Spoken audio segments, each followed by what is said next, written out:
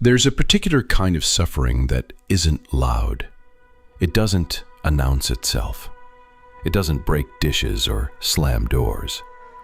It exists like a fog, present, consuming, and yet invisible to those not living inside it. It's the silent internal war between two competing moral obligations. I should stay for the kids, and I can't live the rest of my life like this. And let me tell you something.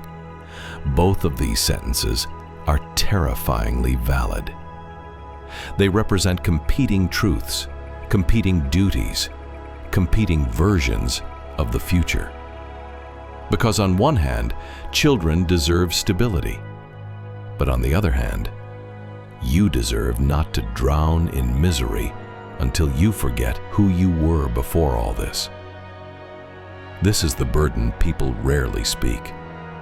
Because saying it out loud forces you to confront the unimaginable. Your life and your children's lives are being shaped by this tension every single day. People don't stay in toxic relationships because they're weak. They stay because they're loyal, because they're dutiful, because they believe sacrifice is noble. And yes, sacrifice is noble. But sacrifice without reciprocity is slow spiritual suicide. When you stay for the kids, you tell yourself a story. I can absorb the pain. It's better me than them. It's my responsibility to endure. They need two parents more than I need peace. But here's the hard truth. Children don't learn from what you intend. They learn from what you live.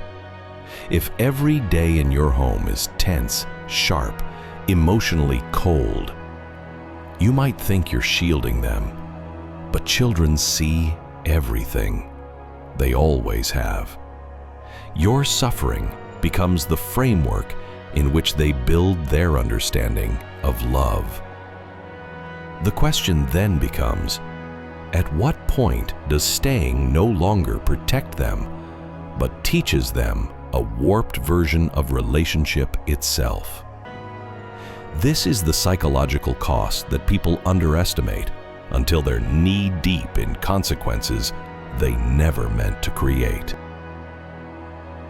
You may think your children don't notice the silence, the tension, the distance, the resentment, but children are unbelievably perceptive. They notice micro-expressions, emotional shifts, tone changes, far more accurately than adults. When a home is emotionally volatile or quietly toxic, children begin to internalize three dangerous beliefs. 1. Love is supposed to feel painful. 2. Connection is fragile. One mistake and everything breaks. 3. Self-sacrifice is the cost of peace. And if you stay in a toxic environment for the kids, you risk teaching them the very patterns you hope to spare them from. A daughter who grows up watching her mother tolerate misery often grows into a woman who tolerates the same. A son who grows up watching his father collapse under emotional strain often becomes a man who avoids conflict at all costs. Children don't become what you tell them. They become what they witness. And that's the part that tears parents apart.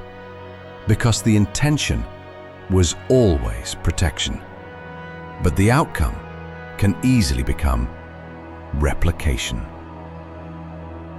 Now let's talk about the other side, the idea of leaving. Leaving a toxic marriage is not some triumphal march out the front door. It is grief. It is guilt. It is the death of a dream you genuinely tried to build. The fears come in waves. If I leave, I'm destroying the family. If I leave, the kids will blame me. If I leave, I might not survive financially emotionally, spiritually. Those fears are not irrational. They're incredibly valid. You don't fix a broken home by detonating it. You fix it with clarity, courage, and responsibility. The question is not simply, should I stay or should I go? It's, what action, staying or leaving, creates the least long-term damage for everyone involved? What path leads to the highest chance of stability, love, and psychological growth? Sometimes leaving is the courageous path. Sometimes staying is the courageous path. But in either case, courage is required. People think the opposite of fear is bravery. No.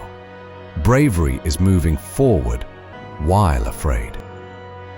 There comes a moment in every toxic marriage where the silent suffering reaches a threshold. It doesn't look dramatic. It looks like the breath you can't take, the tears you can't stop, the apology you no longer have energy to offer. Your psyche has limits. Your nervous system has limits. Your emotional integrity has limits. Jordan Peterson often says, your soul will rebel if you live in a way that contradicts your values long enough. This is that rebellion. For some, it shows up as depression. For others, anxiety, panic, shutdown, irritability, or numbness. That moment, the breaking moment, is not weakness. It is your internal warning system shouting, if you continue this way, you will lose yourself entirely. And once you lose yourself, you have nothing left to give your children anyway. You cannot pour from a vessel that has shattered quietly over too many years. Let me tell you the truth plainly. There is no universally correct answer, but there is a correct answer for you.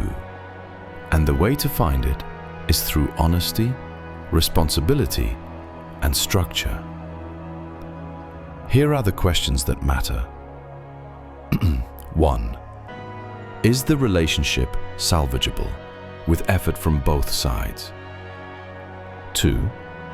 Are the children witnessing emotional abuse, neglect, or chronic tension? 3. Is staying teaching them destructive patterns? 4. Is leaving giving them a chance at peace and stability? 5. Are you capable of rebuilding your identity if you leave? 6. Are you capable of restoring genuine connection if you stay? If both partners are willing to change, truly willing, healing is possible. But if only one partner carries the responsibility while the other refuses to participate, the relationship becomes a psychological black hole. Sometimes, the bravest thing you can do is stay and rebuild with discipline. Sometimes, the bravest thing you can do is leave and rebuild with discipline. But in either case, it is the commitment to truth and the refusal to live in misery that sets you free. Here is the ultimate psychological truth. Children need one thing more than anything else: a parent who is emotionally healthy. Not perfect, not eternally self-sacrificing, not silently suffering for decades. Healthy. And sometimes, the only way to be healthy is to choose the path that leads toward truth, stability, and dignity, even if it's difficult in the short term. Whether you stay or leave, do it consciously, not out of fear, not out of guilt, not out of obligation.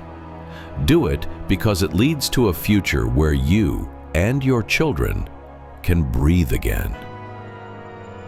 Your life matters. Your well-being matters. Your strength matters.